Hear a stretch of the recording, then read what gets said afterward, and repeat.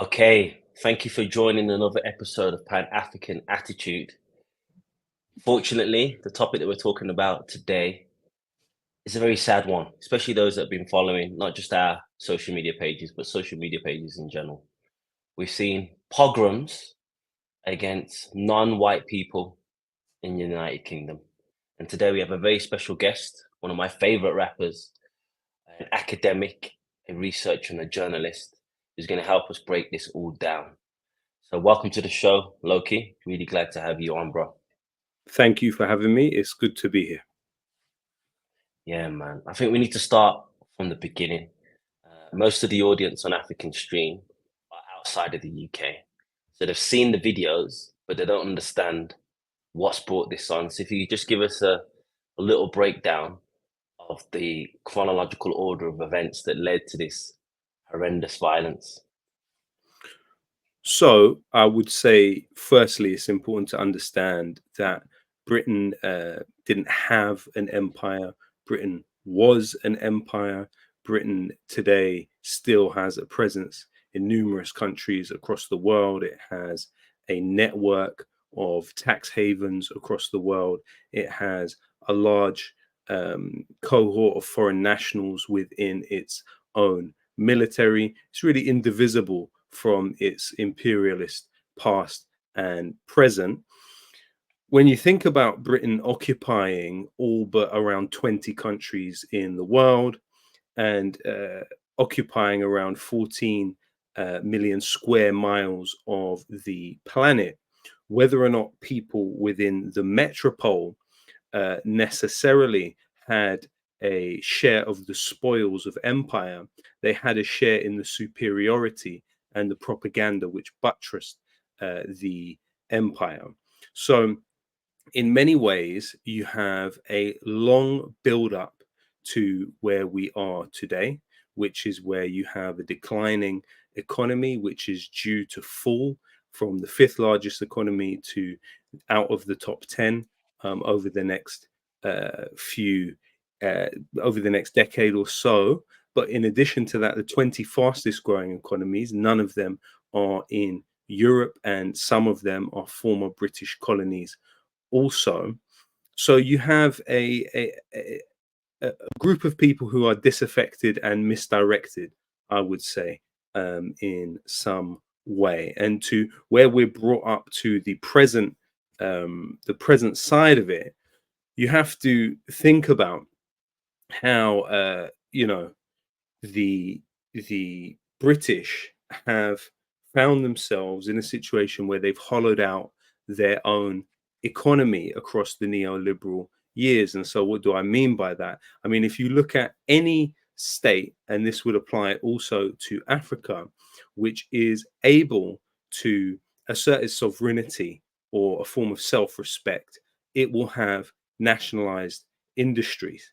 Now, Britain has, for example, if you look at the opinion polls, 77% of the people want public ownership of energy, 76% of people want the railways in public ownership, 83% of the people want water in public ownership. Now, we can't forget that Britain industrialized through captive land, captive labor, captive markets, and captive human resources also. And so it was able to build up a certain level of comfort and life for those in the metropole.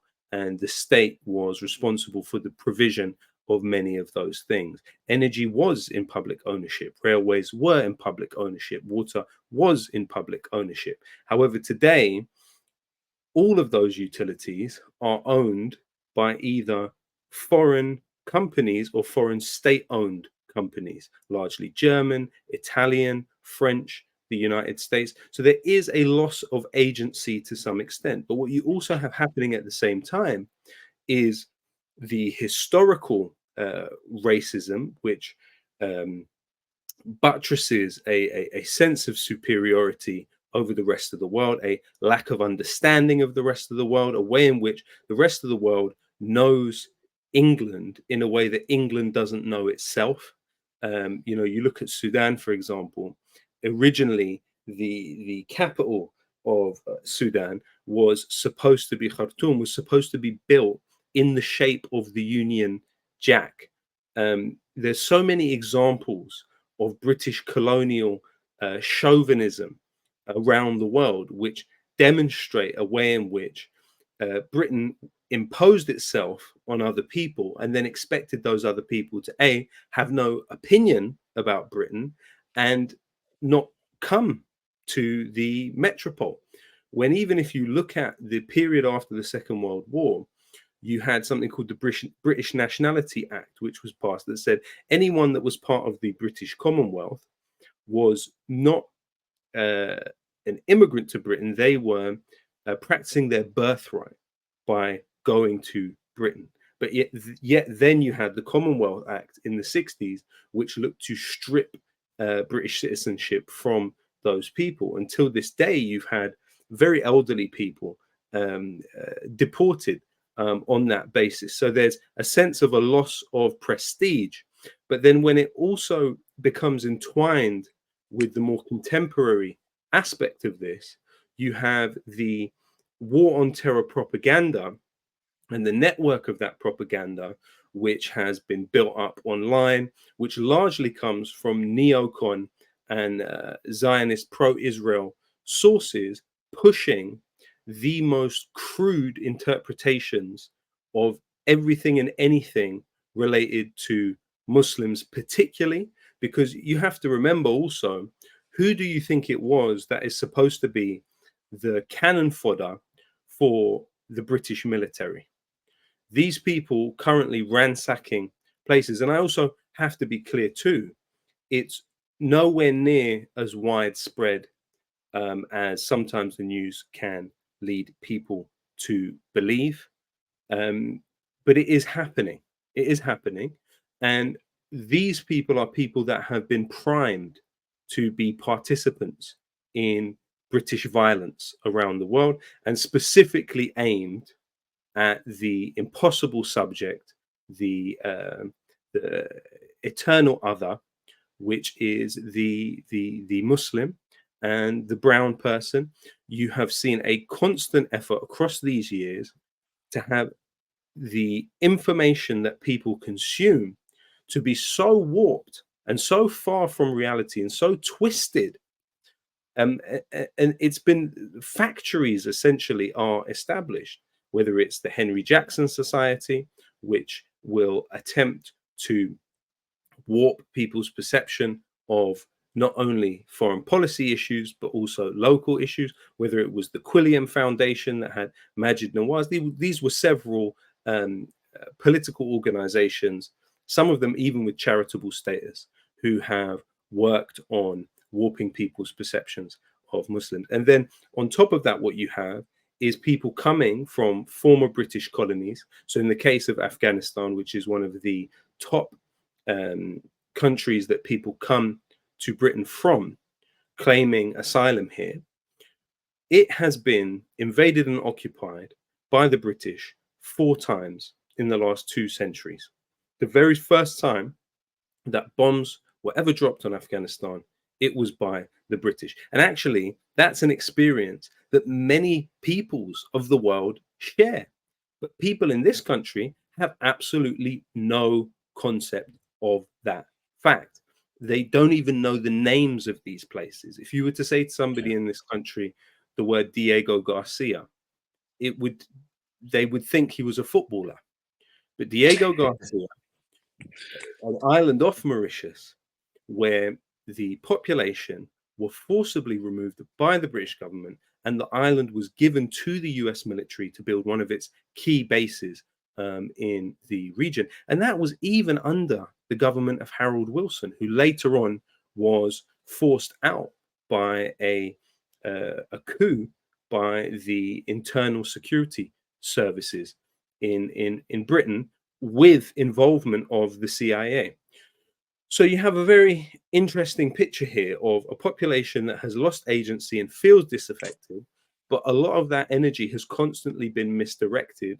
And so there's a horizontal hatred and vertical solidarity, meaning that you have groups of people that are looking at what is um, a very tiny percentage of the population with relatively zero political power as a dominant enemy. Let me ask you another question. They say things like, we're losing our land. So Andrew Tate has been saying the white man is losing his land in England. Does he know that 50% of the land here is owned by 1% of the population?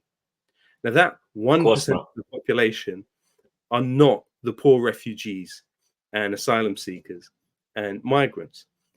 Does he also know that only 2% of the land in this country is even built upon? So what you have is a population increase, which is happening, but you do not have the building of housing to match that population increase in a way that can deal with that. So clearly you need land reform. But what this project has been about priming people for clear state violence in the Middle East. But what it's also been about is misdirecting people's anger and energy in directions of people with very little power relatively.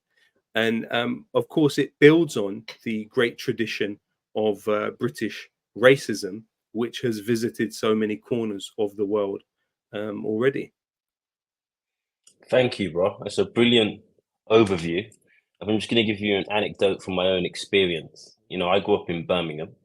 I went to Kings Norton High School, which was one of the poorest state schools in one of the poorest estates in Birmingham, predominantly white working class. And the state of the education system that I received in secondary school was a literal joke. We had maths classes where we're doing football quizzes, um, science classes where it's essentially just a play group where people are just distracted so they don't cause any trouble. And these are the places which is EDL recruitment ground. Birmingham, Kings Norton. Also, everyone used to work for Land Rover. That factory is now what the workforce is now minuscule in compared to what it was in the 70s and 80s. And I remember in assembly, the British Army would come and try to recruit people and say, you might not have done very well in school, but you have a bright future in the army. So the ruling classes and the elites, they benefit from an uneducated, neglected white working class community or working class community in general. We've got an example of that, if you allow me to play a clip. It's from LBC Today. There's a guy who was at the protest. Um, he traveled from Essex all the way to Middlesbrough, but as you're going to find out, he can't even articulate what he's so angry and frustrated about. Let's play the clip. What is it that you wanted to protest against? Basically, all the boats coming in, all the immigrants coming in, causing problem, causing grief. That's what I'm protest about. That's what I'm fed up of, really. Which people are you thinking of when you go on these protests? Asians. Asians? Yeah. Right, so all Asians are who you're thinking of when you think of the people causing all the problems, all the immigrants? Asians and black people. Right. So you drove from Harlow in Essex to Middlesbrough to protest against black people and Asian people. Basically all non-white people is what you're saying. Yeah, because they're the main issue. All non-white people are the main issue? Well, from what I'm seeing. What are you seeing? Because from where 99.9% of the rest of the country is seeing, all black people and all Asian people are not the issue, Gary. Well, from what I'm seeing, from the problems that's going on from South, look at Southport, look at the Manchester airport incident. Who's starting all the grief? So we'll leave it there. So this guy goes to Middlesbrough. Now, to put into context for people that don't know, Middlesbrough's I don't know if it's a city or a town. I think it's a city in the north of England. Again, somewhere that used to be an industrial hub, northeast of England. He goes there because black and Asian people are causing grief. But the people of Middlesbrough, they destroy shops, they stop cars and they ask people, are you white? If you're white, you're allowed to pass. If you're not white, you're not allowed to pass. They vandalize people's homes. So it doesn't sound like he really went there to stop people causing grief and then participating in grief. What's your thoughts? So my thoughts are these. LBC as a station is owned by Global Media. Global Media is the company responsible for shutting down the oldest black station in London on the FM dial, which was Choice FM. Global Media bought it out and shut it down. Global Media, LBC, employed Katie Hopkins, one of the most rancid racists, for many years, employed Nigel Farage for many years, and employed Tim Westwood, the hip-hop DJ who preyed upon young black women and was accused of sexual assault on numerous occasions, and kept employing him long after the accusations had arisen. Moreover, LBC has been so essential to the mood music of all of this. They've had segments where their reporters have literally physically chased down individuals who have been helping to get people across the English Channel out of the conditions in Calais, in France. And for me, I was somebody who was part of an organization called London to Calais, where we used to organize convoys of people from London to go to Calais, where you have people from all across the world in really dire conditions in a camp, hoping to get to Britain. And I worked on cases translating for individuals, particularly minors, who had first-degree relatives here. So when Britain was still part of the neoliberal project, the European Union, there was something called the Dubs Amendment, which would allow people to claim for asylum in Britain, even though they weren't in Britain, if they were in another EU state, as long as they had a first-degree relative here. And so I worked on 4 of those cases, and we were successful in 3 of those cases. And so, in a way, when you look at this equation here, you currently have a mainstream media in this country, which is absolutely culpable and responsible for the build-up of these perceptions, because they have been essentially invisible through their ambiguity.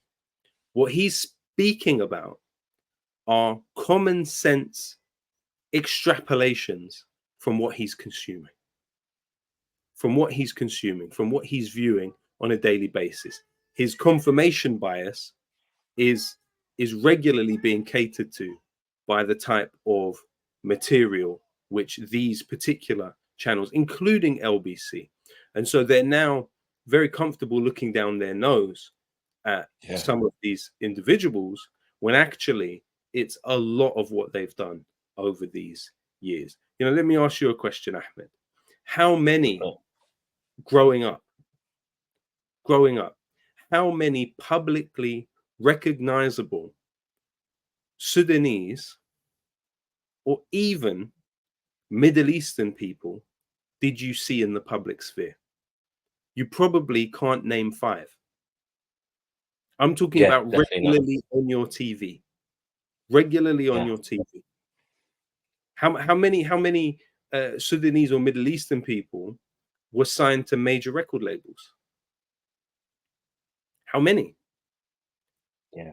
You didn't see it. And so there's a way in which you have established a certain way of seeing these people. One of the biggest examples is the grooming gangs lie. Now, this was a study produced by an organization called the Quilliam Foundation, which was it shares funders with the builders of illegal settlements in the West Bank in Palestine, and was led by a well-known native informant by the name of Majid Nawaz. Now, Majid Nawaz spent decades informing the Home Office and the authorities about individuals within the ethnic minority community. Let's not forget that only 13% of the society here are quote unquote ethnic minorities, right? But they're 40% of the prison population.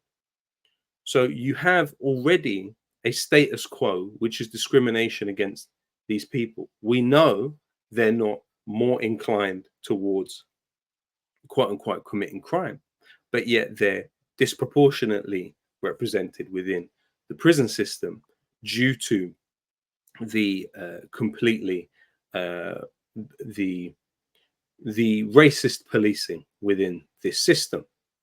And so you have these characters that cropped up like Majid Nawaz and like the Quilliam Foundation, who as careerist crooks were able to add to the mythology.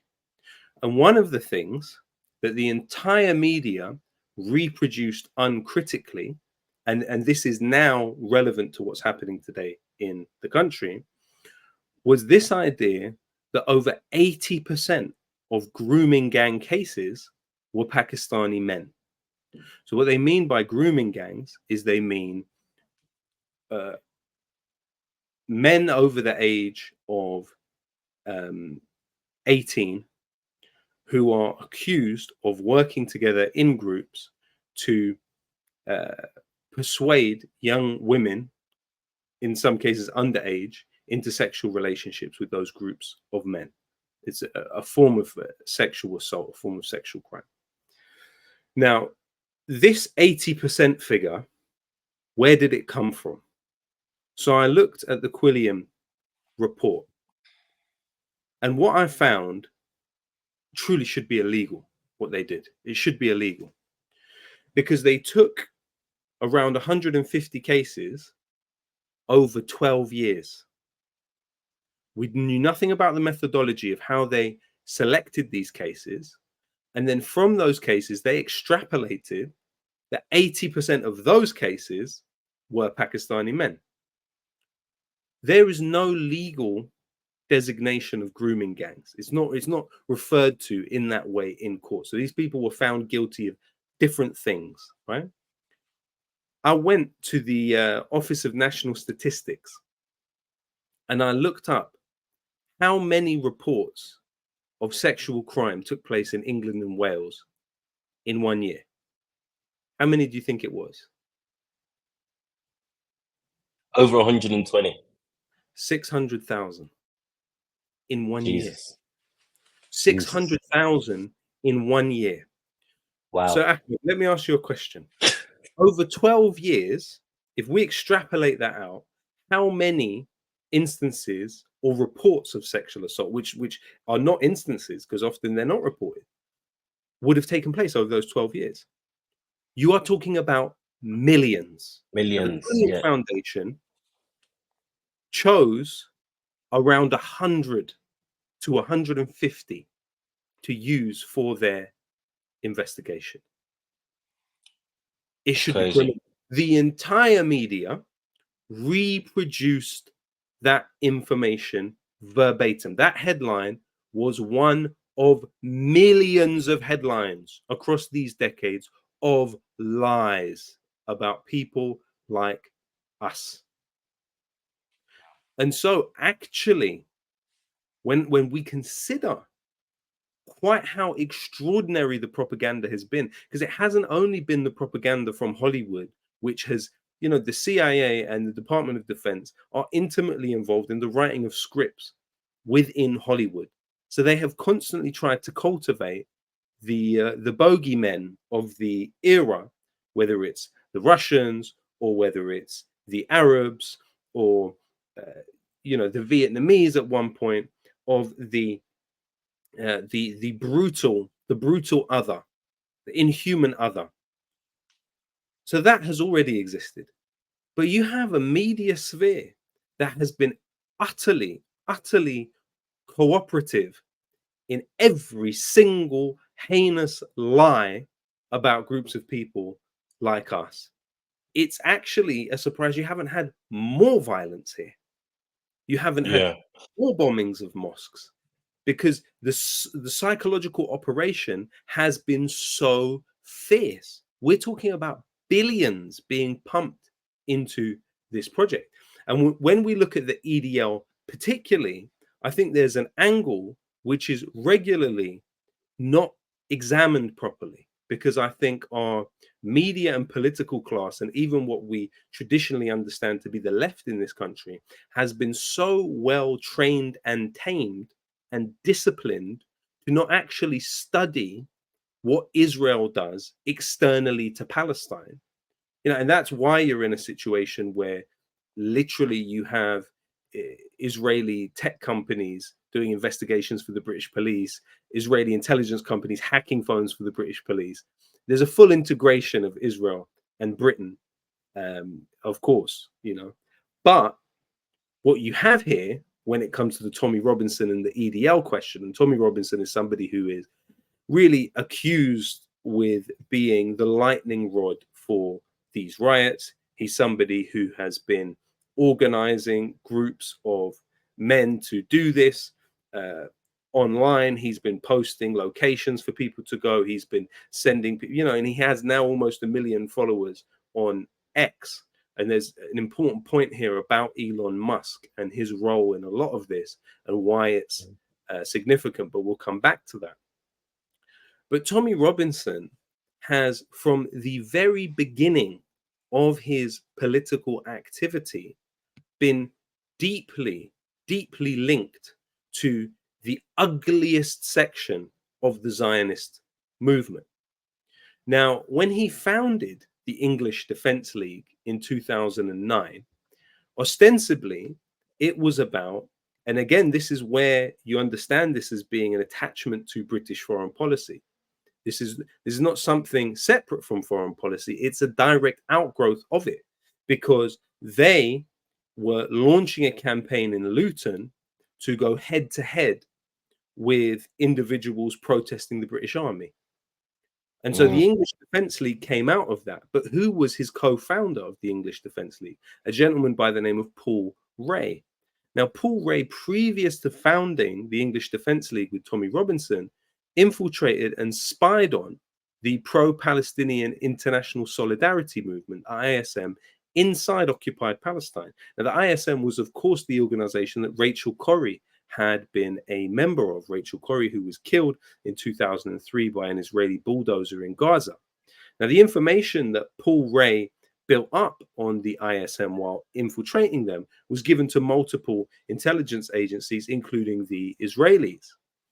But then you have to look, and I've investigated this, who were the individuals that registered the English Defence League on Companies House. Now, Companies House is the website where you can register private companies, and they will be able to trade because they have recognition officially from Companies House. So the English Defence League was registered there. Well, the person that registered it, it was called the EDL English Defence League Ltd Limited, was a former Israeli soldier by the name Roberta Moore. Now, Roberta Moore was the head of the EDL's Jewish unit, which was believed to have 100 members. Now, when she asked whether the EDL was exploiting the Zionist movement, she replied, "If anything, we are exploiting them." And in the early years, the EDL regularly partnered with the Zionist Federation to host demonstrations in support of the Israeli embassy. Now, Roberta Moore is even pictured with the vice chair of the Zionist Federation at the time, Jonathan Hoffman. Now, interestingly, on the 28th of February 2013, Roberta Moore changed the name of the EDL on Companies House to the Jewish Defence League UK. Now, the Jewish Defence League, the JDL, is prescribed as a terrorist organization in the United States. It was founded by the fascist Mir Kahan, who advocated for the total expulsion of all Palestinians. Now, of course, we see in Benjamin Netanyahu that position playing out. This is what the attempt to expel the Palestinians en masse looks like. Now, Meir Kahan is an infamous character within the history of the Zionist movement for being the very furthest to the right, the most ugly manifestation of the Zionist project. Now, there was another time that the English Defence League was registered on Companies House, and that was by Tommy Robinson's assistant, Helen Gower. Now, until the 13th of June 2014, the EDL was registered on Companies House as the English and Jewish Defence League, EDL Limited. So what you're clearly seeing here is the EDL, even at best, merely inspired by the JDL, part of the Zionist movement. But it's actually a more direct material relationship, and I'll explain how. Tommy Robinson said that he'd never met Jewish people until he began working on the EDL and met a group who were interested in helping him. Who was that group? Well, one of them could be the former Israeli military trainer, Rabbi Nachum Shifrin, who is somebody who would speak at the EDL rallies outside the Israeli embassy. He was not only a former Israeli military trainer, he was also the driver for the JDL founder, Meir Kahan. Now, after the EDL became such a toxic brand that it was difficult to maintain a belonging to it, and Tommy Robinson hooked up with the Quilliam Foundation and the native informant Majid Nawaz, who, again, as I pointed out, is funded by those who fund the building of illegal Israeli settlements in Palestine.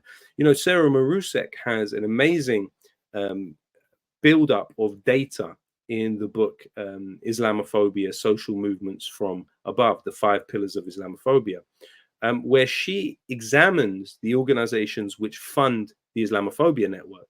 And she found 75% of those organizations that pump money into the Islamophobia network, that is Islamophobic think tanks that put pressure on Trump for the Muslim ban, or the think tanks that tried to push the prevent agenda in British schools. What she found is 75% of those organizations also fund the building of illegal settlements in Palestine. Now, the interesting part is when Tommy Robinson then becomes employed by one of those such think tanks, the David Horowitz Freedom Center, and he was appointed as a Shillman Fellow. Now, according to his former employee, Lucy Brown, that meant Tommy Robinson was receiving £10,000 monthly from Robert Shillman, who was simultaneously a board member of the Friends of the IDF. That was the same time Ben Shapiro was a Shillman Fellow.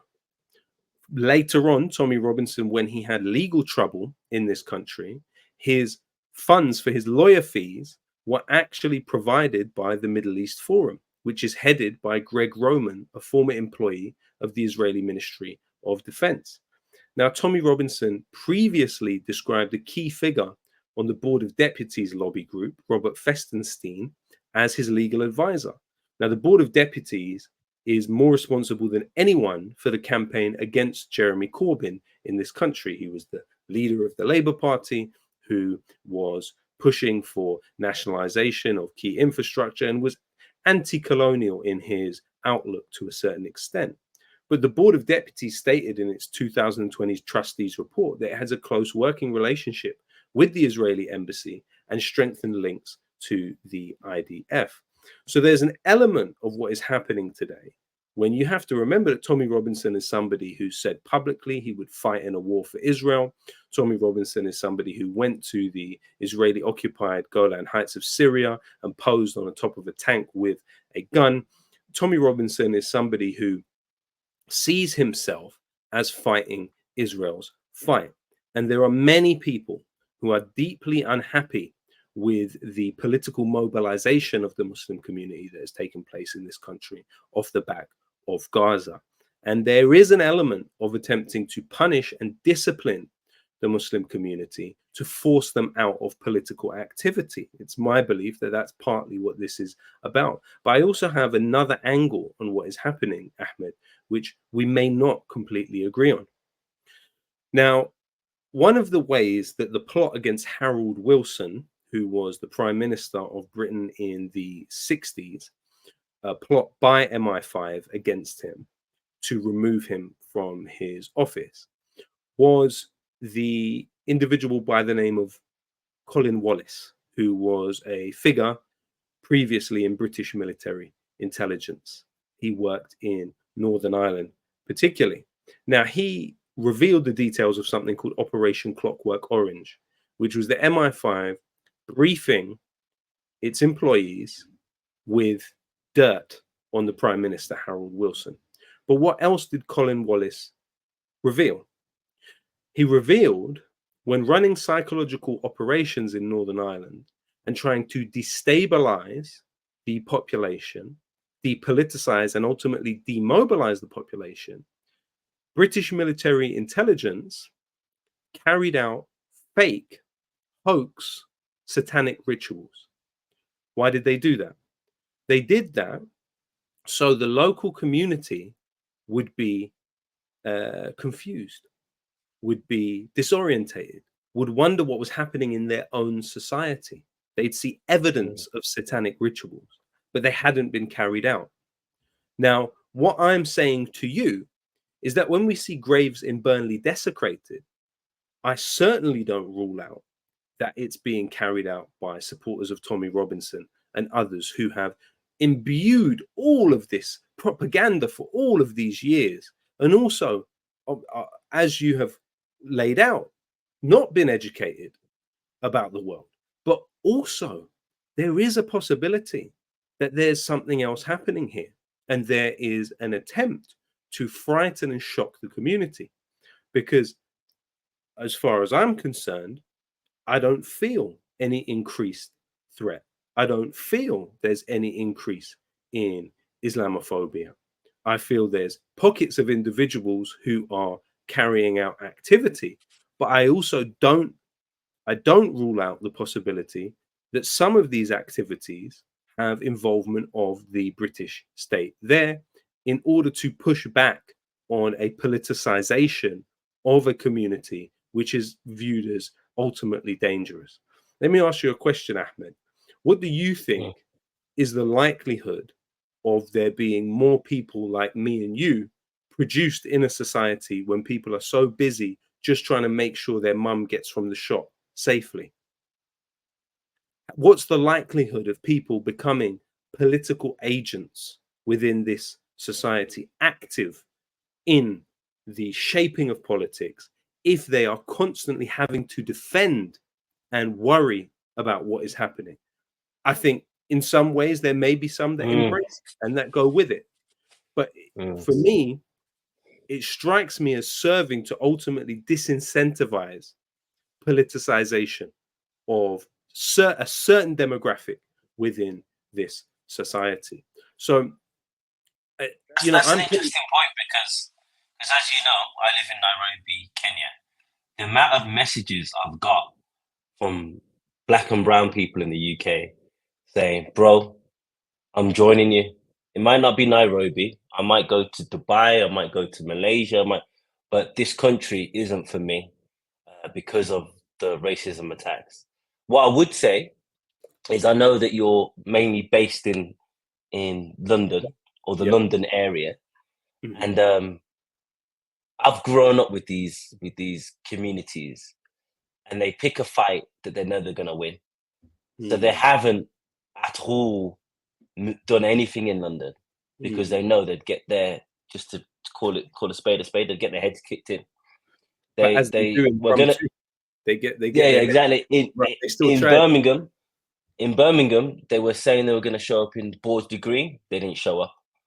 The Ackies were out in force and they didn't show up. So what they've done is they've committed these acts of violence in areas where they're the overwhelming majority. Sunderland, Middlesbrough, Rotherham. So I do think it's real, and I also feel like because of the picture you've painted, the decades of propaganda, the decades of blaming all of the woes on the country, on the foreigner, not the politicians that enforce austerity, not the politicians that deindustrialized Britain, not the people that I was looking at some statistics today. The UK, in terms of the education system, ranks amongst the lowest in terms of literacy rates, mathematics, amongst the top 25 richest countries.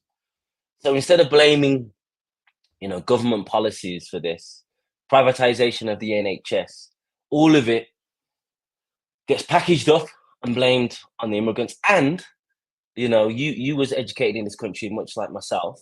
There is no understanding of colonialism, no understanding of the gratitude that Britain should have to these people that are coming from former colonies. Winston Churchill was voted greatest ever Brit. So if you just put yourself in the position of someone from a community in Sunderland, and you don't know anything about colonization, the little bit that you do know is taught to you as this was the civilizing mission. This was a benevolent mission to help the rest of the world. And everything that is in Britain right now, the relative development came from white working class people. And now there's these foreigners coming who haven't contributed to the success of Britain, but they now want to eat the fruits of that success. That's the mindset that has caused people to join these Telegram groups, that has emboldened groups that have seen videos on Facebook and Instagram from Belfast, from these places, and think, actually, I want to get involved in this. I've been waiting my whole life to get involved in this. I think it's genuine, but I also wouldn't rule out the elements of MI5, MI6, the police forces are infiltrating these groups to make it worse, so that they can actually criminalize both sides. So we're seeing that at the moment. There's all this talks about, well, what are you going to do about these Muslim groups? Now, the Muslim groups are defending their communities from attacks, but yet on Talk TV, GB News, Daily Mail, they're not pushing for the criminalization of the far right groups, but of the Pakistani groups, of the black and brown groups that have organized themselves to defend themselves and their communities. So it's interesting that you mention the side of the education system, which doesn't cover any of the colonial past or present of Britain. You had something by the name of Operation Legacy, which was applied by the British government, is actually revealed through the case of Kenya, a case that was brought in the courts in this country. Post Second World War, the 60s, you had over 1 million people in concentration camps in Kenya held by the British, people alive today who were castrated by the British, children burnt alive. And information came out about that. But what it also revealed is that Britain had a policy by the name of Operation Legacy to burn and sink documents covering these crimes. And that related to so many different colonial territories, including Kenya. And it's my belief that Operation Legacy has ultimately been applied to the education system also, whereby it's just completely written out of their understanding of who they are and how they got here. But then another interesting part of this, and what you're talking about with these situations of riots, what's popped up over the past few days is now pictures of specific imams, for example, or religious figures from the Muslim community shaking hands with what look like right-wing EDL people. Now, these have emerged as sort of headline parts of the news. Now, I suggest that everyone look up something called controlled spontaneity. A study by Ian Cobain revealed that the British government has a way of managing situations which are difficult, like terrorist attacks and other things, called controlled spontaneity, whereby it will get select figures from religious communities, feed them into the media, but also then create what look like spontaneous moments. So one of the things that the British state does as part of controlled spontaneity was it will have individuals handing out flowers at the scene of something. And I've seen all of this with Grenfell, by the way. I've seen the mausoleum of controlled spontaneity right in front of me. I've seen all of that play out, the way the British state is able to try and calm things down and de-escalate. And so a lot of that is also happening. And you're also now going to see a career boost for the opportunists who, for the last 20 years, have been taking prevent money, which is basically based on surveilling the Muslim community as being algorithmically likely to become terrorists. And so now those people will now raise to the fore again, and a whole new industry will be produced out of de-escalating supposedly this situation. A whole new interfaith industry, Community cohesion, community cohesion, social cohesion. Yeah. And that's really the basis of the controlled spontaneity side of this. This is going to be a bonanza for social cohesion chances, as it were. So we're in a really fascinating stage of all of this, you know, as me and you are essentially political extremists and have been. We have been for these last 20 years. We have been in that space, which is holders of views which are not welcome in the mainstream.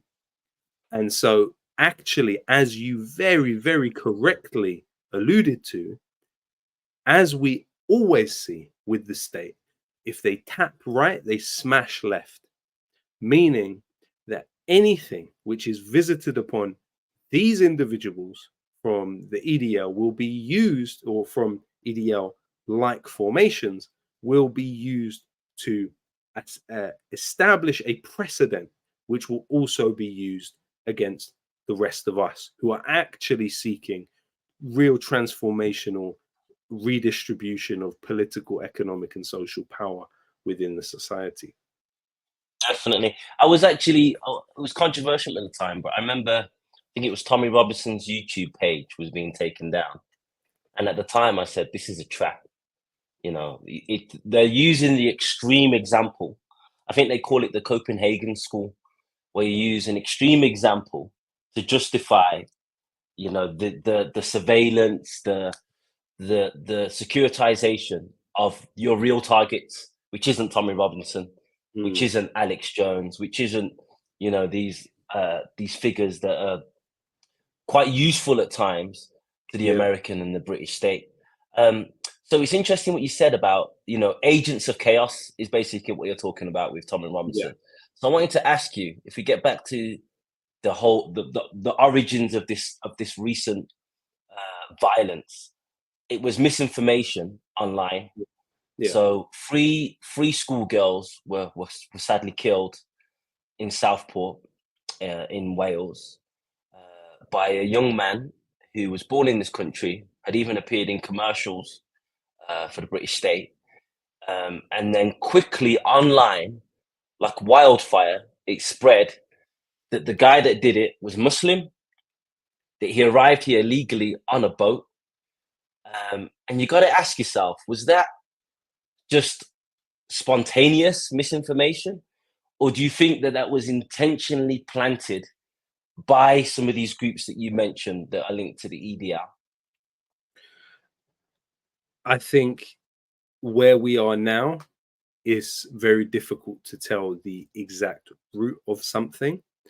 But I think that there would be seen to be a way in which the act of stabbing, because of the way it was dealt with when the particular attacks had taken place, whether it was London Bridge or whether it was other things, these are when terrorist attacks had taken place. And again, you know, psychologically disturbed individuals had done extremely violent things.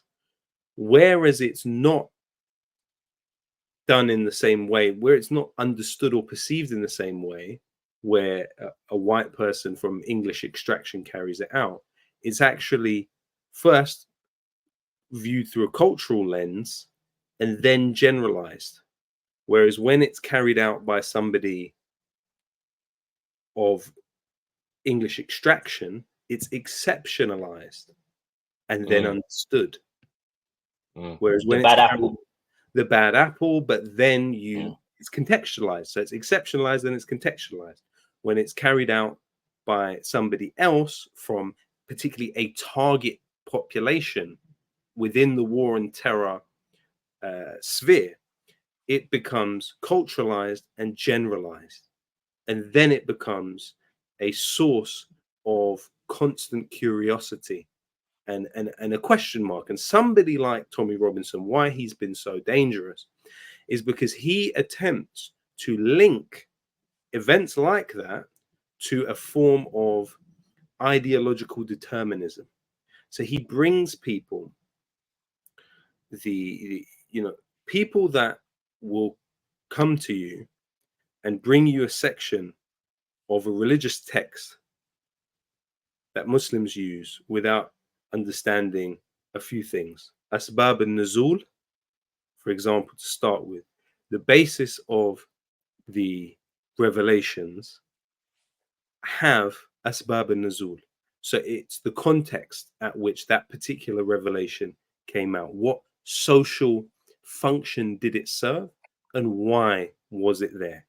So Tommy Robinson takes those things completely out of context without also understanding al-nasikh wal-mansukh. So these are ways in which particular parts of the Quran were overrid later on. And they were overrid for particular reasons. And then not understanding the way that information is then extrapolated through the Sharia. Because the vast majority, and when people say the difference between qat'i or dhanni, qat'i is categorical. So something which on the face of it is then taken and applied to people that follow that religion. That's qat'i. Dhanni requires tafsir. It requires interpretation, which then informs the way people live. Over 95% of the Quranic text is dhanni, not qat'i, meaning it requires tafsir. And the tafsir is different between certain schools of thought, between different shuyukh. It's different. It's the same text, but it then is used and implemented into a person's life in a very different way. But Tommy Robinson takes these things completely out of context, has no understanding of these other things, and then uses it to inform this is why these people are predisposed to these more dangerous forms of violence. These more dangerous forms of violence. It's the irrationalization of things that happen within civilizations. So there's no way in which a man who carries out a random stabbing like that, I can then come to you and say, oh no, there's actually a basis behind why he did that, even though he's crazy. one out of millions of people who don't do that. And let me explain to you why he did that. And that's why Tommy Robinson is so useful and so dangerous as well, because he gives people a framework through which they will then interpret events and understand events, and then it becomes the bedding of how they view society. They're like, well, of course they do that because those people are culturally inclined. There's a deterministic way in which these people behave. Yeah. And to add to the perfect storm, he then packages that up and sells it to Gary that we just saw on LBC. Yeah. Who, he seems to be about as thick as two planks of wood, But to put it lightly.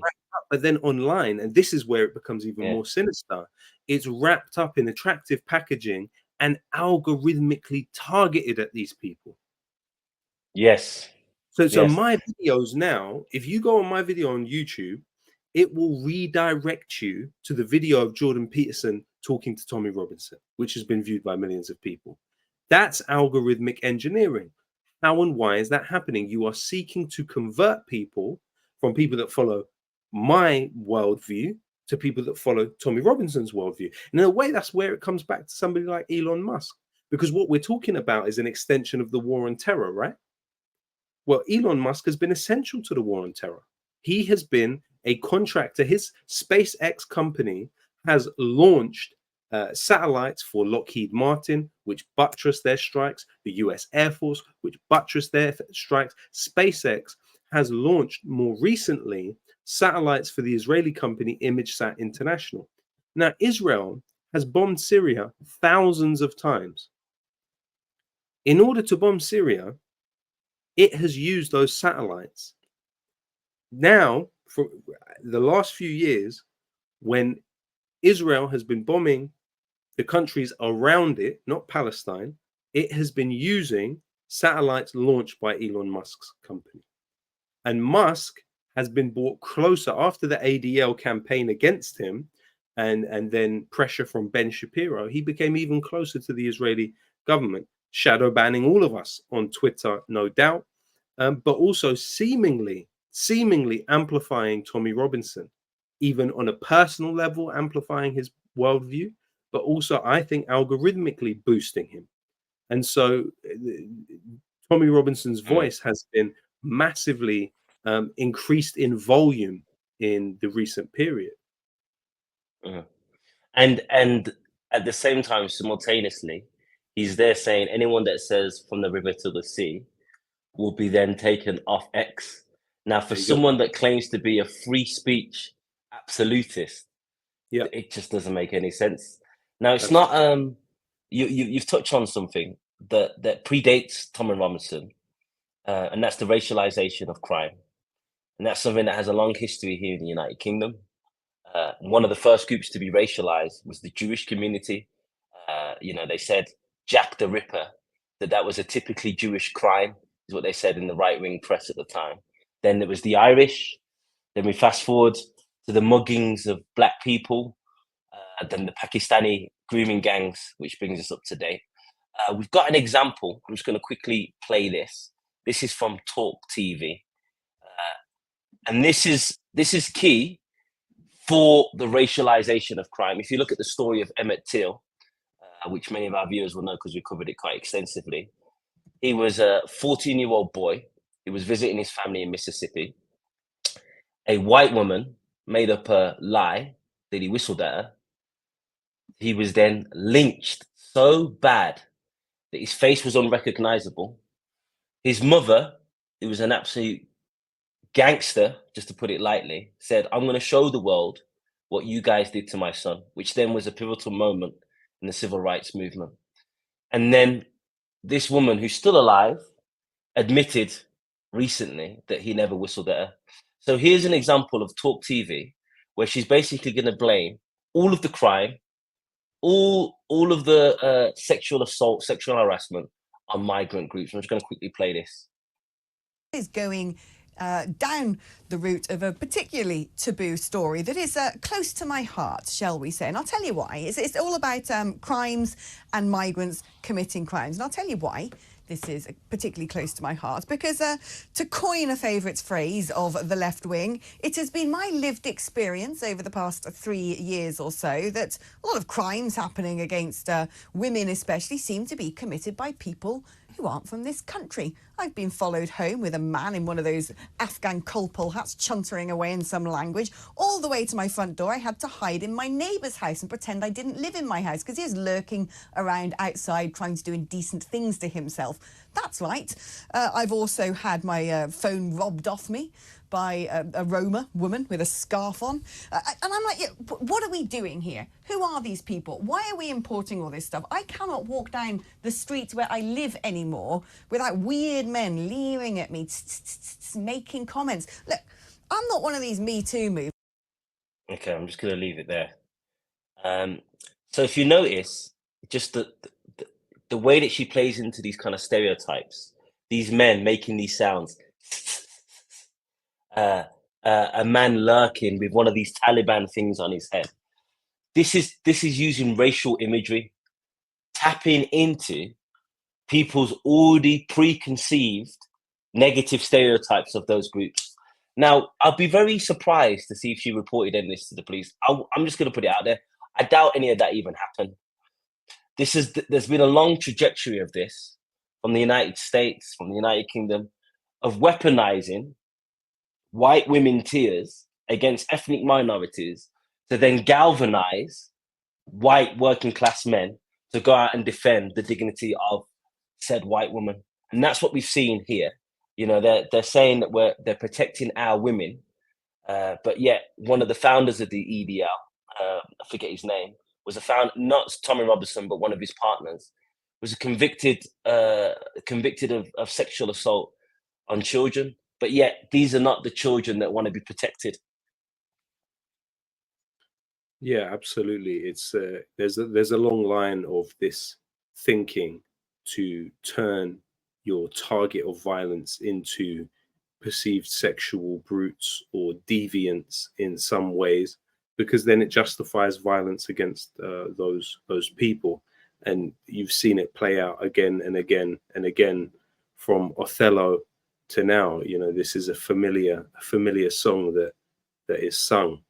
And it's very unfortunate, but I guess these channels really do show how this stuff is produced, you know. And interestingly, the owner of Talk TV is, of course, Rupert Murdoch, and this is somebody who constantly is pushing the idea that people in this country are being stolen from by non-white people. But Rupert Murdoch is someone that didn't pay corporation tax for 11 years. Rupert Murdoch is somebody that so deeply close to the Israelis and the British establishment. He was viewed as basically helping Tony Blair win the 97 election. But Murdoch is somebody who has funded the building of Israeli settlements through the Jerusalem Foundation organization. He's also somebody who had a subsidiary which was run by former Israeli intelligence personnel, the NDS group. So, you know, Murdoch is a extremely shady and untrustworthy character. But when you look at the people who have come out under his umbrella, you've got someone like Piers Morgan, you've got the Times newspaper, you've got really a plethora of, you know, Sky News, for example. He has a real empire that he has established.